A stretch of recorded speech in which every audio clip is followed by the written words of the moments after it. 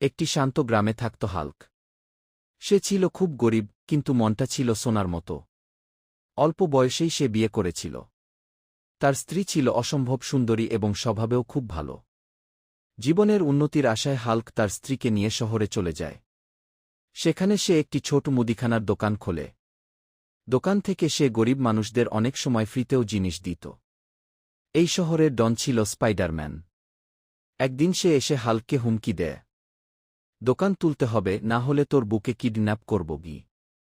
আরও বলে, এইখানে দোকান করতে চাইলে আমার সঙ্গে মারামারি করতে হবে গি।